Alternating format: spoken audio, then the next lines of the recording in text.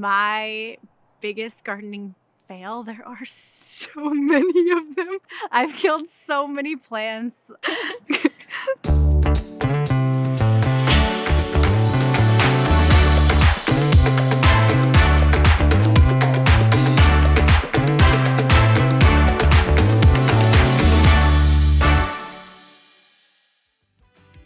We are in Georgia with a landscape that needs a little bit of love. We brought in 6 garden designers and tons of First Editions plants to help make these garden dreams become a reality. Welcome back to Getting Dirty with First Editions. Michelle is working on the narrow garden bed on the backside of the cabin, an area of the landscape that gets full sun. In addition to deciding whether she wanted to expand the garden bed, Michelle will need to make sure that the shrubs she chooses will not entirely block the view from the porch. Let's go talk to Michelle. Hi, my name is Michelle. I am from Atlanta, Georgia, born and raised. I've been gardening here for the past 10 years. I got into gardening because we bought a foreclosure, which came with a overgrown jungle in the backyard. And we didn't have any money because we had put the down payment on the house. And so we had to figure it out. And that's how I got into gardening. I would say my garden style is lots of flowers. Hydrangeas are my favorite, mixed with some evergreens. So it's not like an English cottage garden, but it's not really, it doesn't have any rules. There's no formal. First impressions of this site, it's a very, very narrow space and it's right up against the house. I feel like so many people have this type of space when you first move into your house, or maybe you have an existing landscape. This is kind of like a foundation planting. I like to make my beds a little bit wider because then it's easier to get in some layers, and layers are going to be the things that make beautiful landscape and make things interesting. That way you can have some evergreens, so it's not so boring in the winter, and then also have your fun plants like your hydrangeas that are going to bloom for just a small time during the season. I'm thinking that this area needs, of course, some hydrangeas, but not something that gets too tall. This is such a beautiful spot. You don't want to block the windows or the gorgeous log cabin features. We want to keep all of that. I do have some neighbors. So Robbie and I have already started talking about how we want to plant something larger on the corner of the house. And that's always a good idea to kind of frame the house. And then chiming on the other side, we've started thinking about adding in something that would match her landscape so it doesn't look like 3 unique different spaces. I feel like I have a little bit of an edge here because I am from Atlanta. So I know what things grow really well here. I started gardening out of necessity. I wanted to look outside and see something beautiful. And we had anything and everything that could have been overgrown or a weed that grew up into a small tree. So we wanted to clear it. We wanted to have a space for a lawn for our kids to play with. I was, I think, 7 months pregnant when we moved in.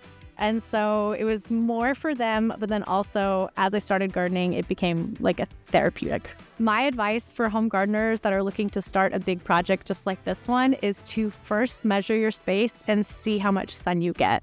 Think about how you're going to use your plants. I like to have something tall, something as a middle layer, and then something in the front so that you're creating 3 different layers, and just have fun.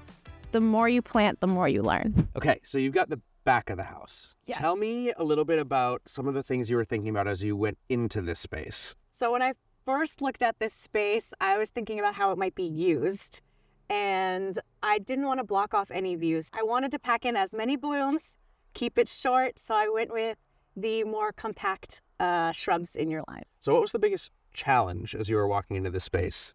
When I first came and looked at the space, I noted how narrow everything was. And it's really challenging to create layers in a space when you've only got 3 feet to work with, because you'll see most shrubs, their mature size is about 3 feet wide. So I took the liberty to bump things out just a little bit. And that way I was able to add in not just one straight flush of little hottie hydrangeas, which would look absolutely stunning in the summer, but then not so exciting in any other season. But by adding in just a couple more feet, you can really create multiple layers, play with the space, and have interest in multiple seasons. Talk about the rest of how you built out the seasons throughout the space with evergreens and color and winter interest.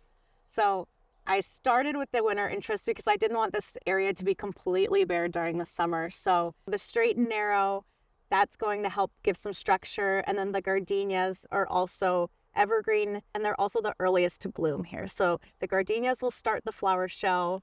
Then roses are a quick follow, which will give some beautiful color while the gardenias are kind of petering out. And then after that, that's when the panicle hydrangeas really start to shine. The other thing about it too, when you're doing the seasonal piece, I love that you put sapphire surf in, because as a lot of things are traditionally turning those really fiery fall color, you get that blue of the bluebeard just to like cool it down a little bit. Yeah. Bluebeard is one of my favorites, and it's just a pollinator magnet. I don't know what it is about that color, but late summer, when a lot of things are kind of petering out and a lot of perennials are resetting, that's when it really starts shining. One of the things that I love that was a little unique about this experience is that you're working with 5 other designers. Yes. And trying to make a cohesive design is tough.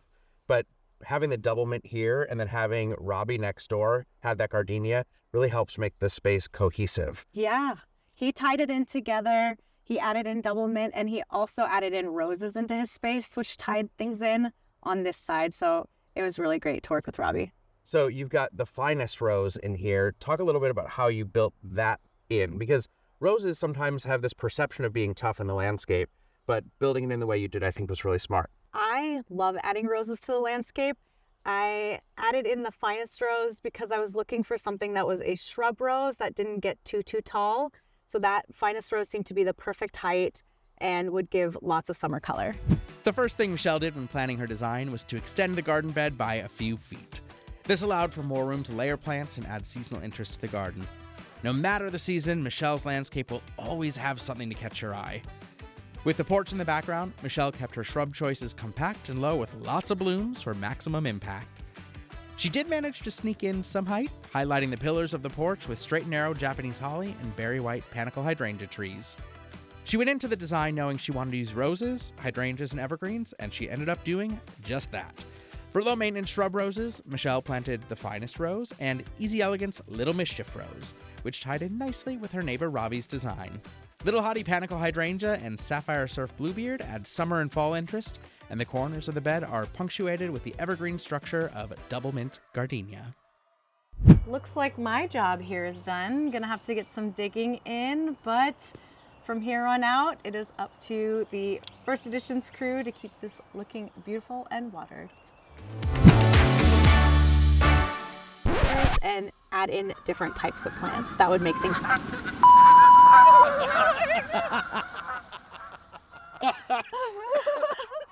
Perfect timing. No, serious. I was like, yes, It's I'm always done. like right in the best line. I know. Make sure to like and subscribe so you don't miss out, and we'll see you next time.